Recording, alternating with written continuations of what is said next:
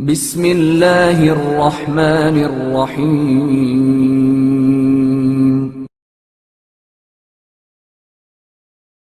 خواہشات نفسانی زلیخا کی ذلت کا سبب۔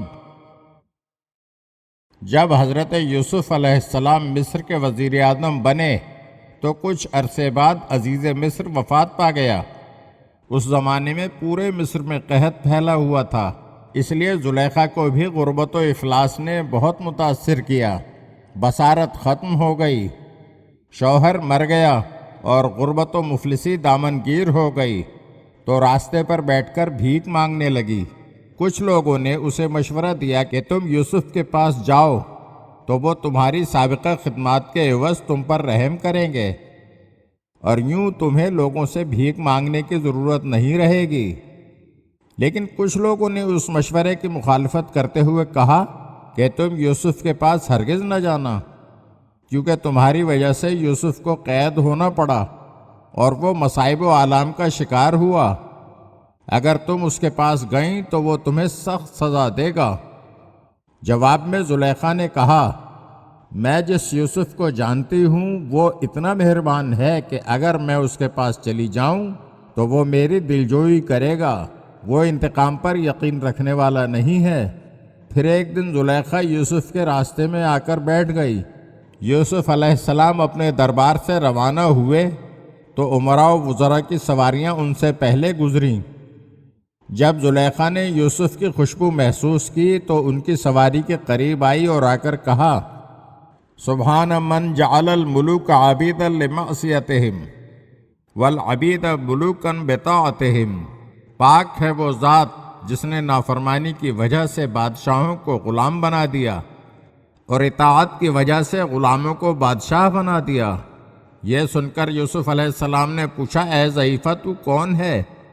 ضعیفہ نے کہا، میں وہی زلیخا ہوں جس نے کسی وقت دل و جان سے تمہاری خدمت کی تھی، اور وہ زندگی کے کسی بھی لمحے میں تمہاری یاد سے غافل نہیں رہی، اور آج مجھے میرے اعمال کی سزا مل چکی ہے اور نفس پرستی کا انجام میں نے دیکھ لیا ہے۔ آج میں 2 وقت کی روٹی کے لیے لوگوں سے سوال کرتی ہوں، کچھ تو مجھ پر رحم کھاتے ہیں اور کچھ منہ پھیر کر چلے جاتے ہیں۔ ایک دور تھا کہ میں مصر کی ملکہ تھی اور آج مصر کی ذلیل ترین فرد ہوں۔ واقعی گناہگاروں کی یہی سزا ہے۔ یہ سن کر یوسف علیہ السلام کی آنکھوں میں آنسو آ گئے تو فرمایا کہ کیا اب بھی تمہارے دل میں میرے لیے محبت کے جذبات باقی ہیں؟ زلیخا نے کہا، مجھے اب بھی آپ سے اتنی محبت ہے کہ اگر ساری زمین سونے اور چاندی کی بھری ہوئی ہو تو میں وہ ساری زمین آپ کے دیدار پر قربان کر سکتی ہوں۔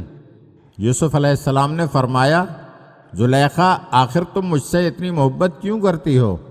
زلیخا نے کہا، آپ کے حسن و جمال کی وجہ سے۔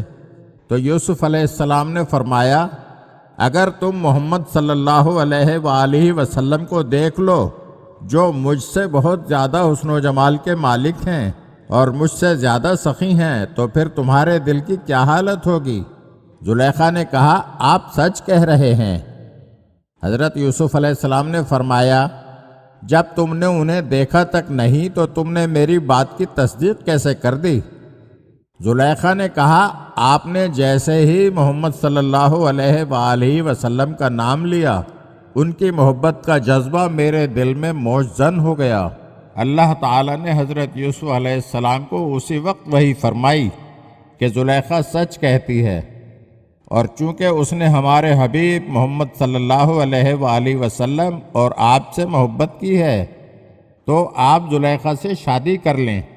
حضرت یوسف علیہ السلام نے زلیخا سے فرمایا، اگر تم چاہو تو میں تم سے شادی کر سکتا ہوں۔ زلیخا نے کہا، آپ مجھ سے مذاق فرما رہے ہیں؟ جب میں جوان اور خوبصورت تھی تو آپ میری جانب متوجہ نہ ہوئے تھے، اور آج جب کہ میں بوڑھی، اندھی اور محتاج ہو چکی ہوں تو آپ مجھ سے کیسے شادی کرنا گوارا کریں گے؟ بہرحال جناب یوسف علیہ السلام نے زلیخا سے شادی کر لی۔ شب عروسی حضرت یوسف علیہ السلام نے 2 رکعت نماز ادا کی اور خداوند عالم کو اس کے اسم اعظم کا واسطہ دے کر دعا مانگی کہ زلیخا کو حسن و جوانی واپس مل جائے۔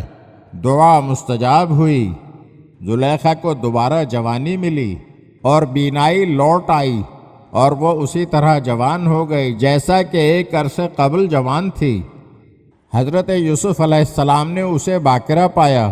اللہ تعالیٰ نے زلیخا کے بطن سے 2 فرزند حضرت یوسف علیہ السلام کو عطا فرمائے، اور حضرت زلیخا تا دم مرگ آپ علیہ السلام کی زوجہ رہیں۔